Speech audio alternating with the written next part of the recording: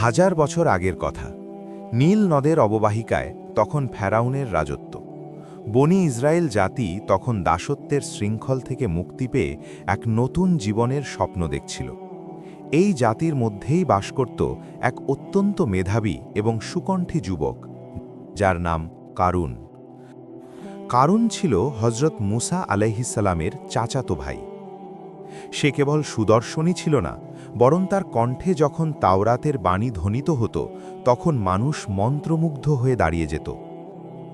কিন্তু এই সুন্দর অবয়বের আড়ালে লুকিয়ে ছিল এক ভয়ানক উচ্চাকাঙ্ক্ষা।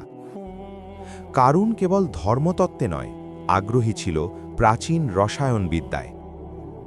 দিনের পর দিন সে অন্ধকারের নির্জনে লতাপাতা আর খনিজ নিয়ে পরীক্ষা করত। অবশেষে সে এমন এক অলৌকিক ফর্মুলা বা গুপ্তবিদ্যা অর্জন করল, যা দিয়ে সামান্য তামা বা পিতলকে খাঁটি সোনায় রূপান্তর করা যায়। শুরু হলো তার সম্পদের পাহাড় গড়া। গোপন কক্ষে তামার ওপর যখন সে লতাপাতার রস ঢেলে দিত, মুহূর্তেই তা হয়ে উঠত ঝলমলে সোনা। কারুনের চোখ তখন ধূর্ত হাসিতে উজ্জ্বল হয়ে উঠত। সে জানত না এই সোনাই একদিন তার জন্য কাল হয়ে দাঁড়াবে। অল্প সময়ের মধ্যেই কারুন মিশরের সবচেয়ে ধনী ব্যক্তিতে পরিণত হল। তার ধনভাণ্ডারের দরজায় ছিল বিশাল সব তালা, আর সেই তালার চাবিগুলো ছিল এতটাই ভারী যে ৭০টি শক্তিশালী উট বা একদল বলিষ্ঠ মানুষ ছাড়া সেগুলো বহন করা অসম্ভব ছিল। কারুন তার সম্পদের প্রদর্শনী করতে ভালোবাসত। সে তৈরি করল এক বিশাল মার্বেল পাথরের প্রাসাদ। যখন সে রাস্তায় বের হতো তখন তার সামনে পেছনে থাকত এক বিশাল সেনাবাহিনী। তার সাদা ঘোড়ার জিন ছিল স্বর্ণখচিত। রেশমি পোশাকে মোড়ানো কারুন যখন প্রাসাদের বারান্দায় দাঁড়িয়ে নিজের সাম্রাজ্য দেখত, তার মনে হতো সে নিজেই নিজের ভাগ্যবিধাতা। সাধারণ মানুষ তার এই বিলাসিতা দেখে দীর্ঘশ্বাস ফেলত। কেউ কেউ বলতো, আহা, আমাদের যদি কারুনের মতো সম্পদ থাকত। কিন্তু তারা জানত না এই সম্পদের পেছনে যে স্রষ্টা আছেন, কারুন তাকে ধীরে ধীরে ভুলে যাচ্ছিল। তার হৃদয়ে দয়া মায়ার বদলে জায়গা করে নিয়েছিল পর্বতসম অহংকার। আল্লাহর নির্দেশে একদিন হজরত মুসা আলাইহিসসালাম কারুনের কাছে গেলেন।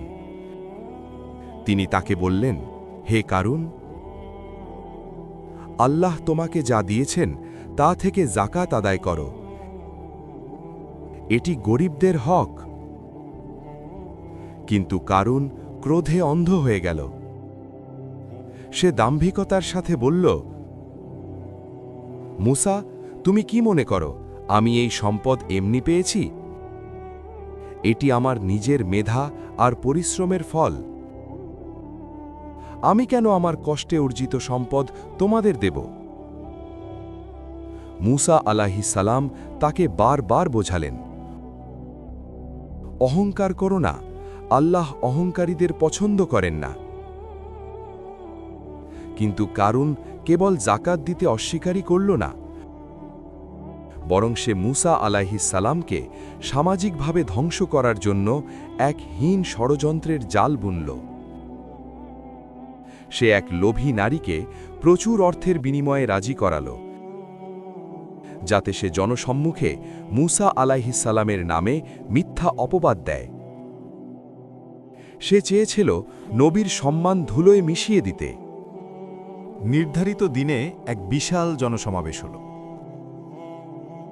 কারুন তার দলবল নিয়ে সিংহাসনে বসে উপহাস করছিল। মুসা আলাইহিসসালাম যখন ভাষণ দিচ্ছিলেন তখন সেই নারীকে সামনে আনা হল। পুরো জনতা নিস্তব্ধ। কারুন মুসা আলাইহিসসালামকে প্রশ্ন করল, যদি প্রমাণিত হয় তুমি অপরাধী, তবে তোমার শাস্তি কি হবে? মুসা আলাইহিসসালাম দৃঢ়ভাবে বললেন, আল্লাহর আইন অনুযায়ী বিচার হবে। কিন্তু ঠিক সেই মুহূর্তে আল্লাহর কুদরতে সেই নারীর বিবেক জেগে উঠল। সে চিৎকার করে কেঁদে ফেলল এবং সবার সামনে বলে দিল, হে আল্লাহর নবী, কারুন আমাকে টাকা দিয়ে কিনেছিল আপনার নামে মিথ্যা বলার জন্য। আপনি পবিত্র, আপনি নির্দোষ। কারুনের মুখ ফ্যাকাশে হয়ে গেল। জনতা ক্রোধে ফেটে পড়ল। মূসা আলাইসাল্লাম তখন অত্যন্ত ব্যথিত হলেন এবং আল্লাহর দরবারে 2 হাত তুললেন। আকাশ কালো হয়ে এলো, প্রবল বাতাস বইতে শুরু করল। মূসা আলাইসাল্লাম মাটির দিকে তাকিয়ে নির্দেশ দিলেন, হে জমিন, এই জালিমকে গ্রাস করো। মুহূর্তের মধ্যে কারুনের পায়ের তলার মাটি ফাটতে শুরু করল। কারুন প্রথমে হাঁটু পর্যন্ত গেঁথে গেল। সে চিৎকার করে ক্ষমা চাইল, কিন্তু তার তওবা ছিল লোক দেখানো। সে মূসা আলাইসাল্লামকে ডেকে বলল, আমাকে বাঁচাও।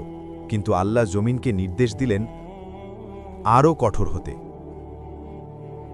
দেখতে দেখতে কারুনের কোমর, এরপর বুক মাটির নিচে চলে গেল। তার বিশাল প্রাসাদ, তার অঢেল স্বর্ণভাণ্ডার, তার সাঙ্গপাঙ্গ সবকিছু একের পর এক সেই অতল ফাটলে হারিয়ে যেতে লাগল।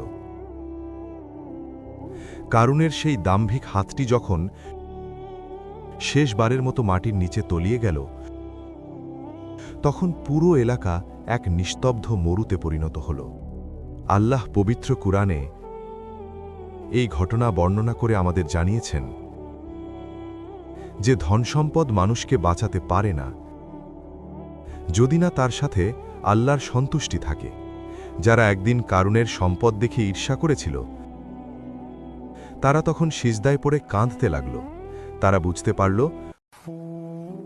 প্রকৃত সফলতা সম্পদে নয়, বরং আল্লাহর আনুগত্যে। কারুনের সেই ধ্বংসস্তূপ আজও আমাদের শিক্ষা দেয় অহংকার পতনের মূল। আমাদের যা কিছু আছে সবই আল্লাহর দান। এই পৃথিবীতে আমরা এসেছি খালি হাতে, আর চলে যাব খালি হাতে। রয়ে যাবে কেবল আমাদের নেক আমল আর মানুষের ভালোবাসা। আল্লাহ আমাদের অহংকার থেকে রক্ষা করুন এবং কারুনের মতো পরিণতি থেকে আমাদের হেফাজত করুন। আমিন।